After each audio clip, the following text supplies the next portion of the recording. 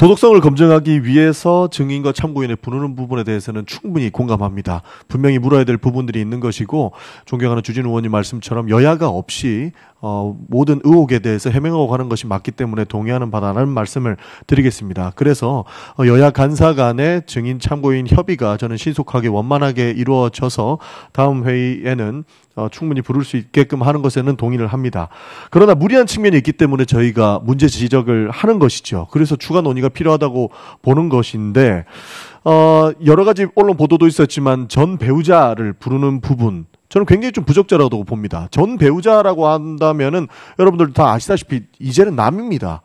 그런데 그 남까지 인사청문위원회에 증인으로 불러서 여러 가지 이야기를 묻고 답변을 듣겠다라고 하는 것들은 후보자에 대한 인사청문회에 관심이 있는 것이 아니라 후보자의 흠집내기용에 불과하다라고 하는 것이 저희의 입장인 것입니다. 그리고 이미 남이 된 그 사람들의 기본권까지 제한하려 수 있는 우려가 있기 때문에 동의할 수 없다는 말씀을 드린 것이고 가족에 대한 부분은 굳이 거론하지 않겠습니다만 모든 흠집 내기 위한 수단과 방법이 다 동원된 이런 인사청문회는 돼서는 안 된다라는 말씀까지 드리고 싶은 겁니다. 그렇기 때문에 위원장님께서 원만하게 해당 부분들을 정리할 수 있게끔 해주시는 것을 요청드리는 바입니다. 이상입니다. 전 배우자 문제를 말씀하셨는데요. 언론에서도 다 아시듯이 김민석 후보가 아들의 그런 고액 유학 경비, 미국에서의 생활비 이런 것을 어떻게 충당을 했느냐 하는 그런 문제 제기에 대해서 전 배우자가 다 일임해서 비용을 댄 것으로 알고 있다. 이렇게 했습니다. 그러면 그런 외국 대학의 학비라든지 생활 자금은 신고된 하나의 외환 계좌로만 할 수 있기 때문에 그 외환 계좌 그것을 자료를 제출하면 거기서 송금한 것이 확인되면 전 배우자에 대해서는 증인으로 채택했다가도 철회할 수 있는 문제입니다.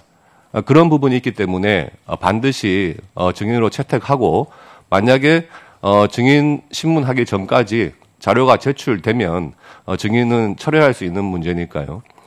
그리고 국민의힘에서 지금 신청한 증인들에 대해서 어떻게든 민주당 쪽에서는 좀 줄여보려고 하시는데 아시듯이 금전 소비대차 계약만 하더라도 같은 형식의 그런 계약서를 가지고 같은 날 9명이 동시에 계약을 맺죠. 그렇다면 그 9명을 동시에 불러가지고 대출 경위가 어떤지 이런 것을 확인하는 것이 기본적인 것 아니겠습니까? 그런 것 중에서 한두 명만 불러보겠다 하는 것은 그 한두 명의 미리 짜맞춘 변명만을 듣기 위한 것은 아니겠죠.